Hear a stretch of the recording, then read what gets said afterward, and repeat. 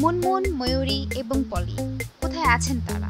এমন কৌতূহল অনেকের মধ্যেই আছে। পরিচিত জন যারা চলচ্চিত্র শিল্পের সঙ্গে জড়িত, তাদের কাছে এসব কৌতূহল নিয়ে দর্শকরা জানতে চান তারা এখন কে কোথায় আছে, ঢাকা নাকি বিদেশে।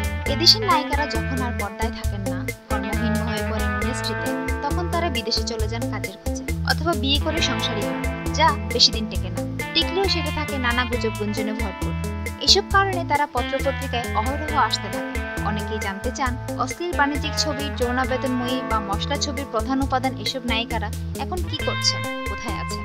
কৌতূহলী দর্শকের এই কৌতূহলকে সম্বল করে খোঁজখবর নিতে গিয়ে জানা গেল মুনমুন আসলে আর নিজের বাড়িতেই আছেন। সংসার করার স্বপ্নে নিয়ে দুবার বিয়ে করেছেন।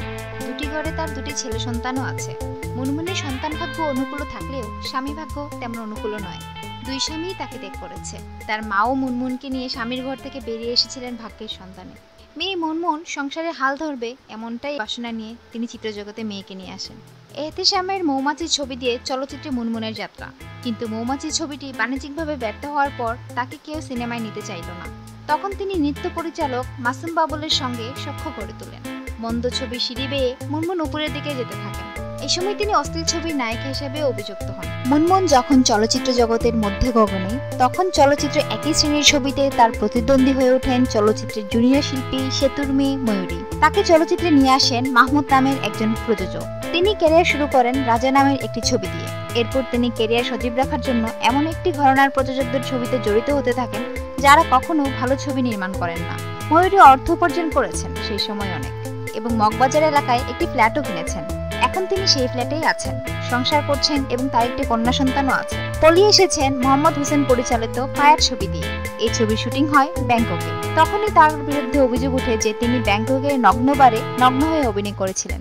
অভিযোগ উঠলেও ছবিতে সে দৃশ্যে দেখা যায়নি তাকে।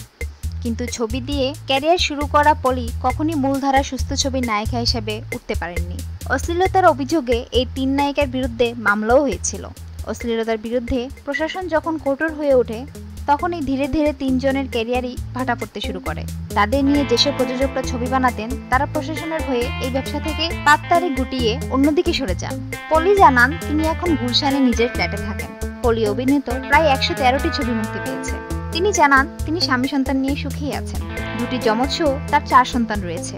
চলচ্চিত্রে আর অভিনয় করার ইচ্ছে নেই তার। পক্ষান্তরে চলচ্চিত্রে অভিনয় করার ইচ্ছা প্রকাশ করেন মুনমুন, কিন্তু তাকে নিয়ে লগ্নি করার মতো কোনো প্রযোজক নেই। বর্তমানে তিনি দেশীয় বিদেশে স্টেজ প্রোগ্রাম করেন, সেখান থেকেই তার জীবিকা আসে।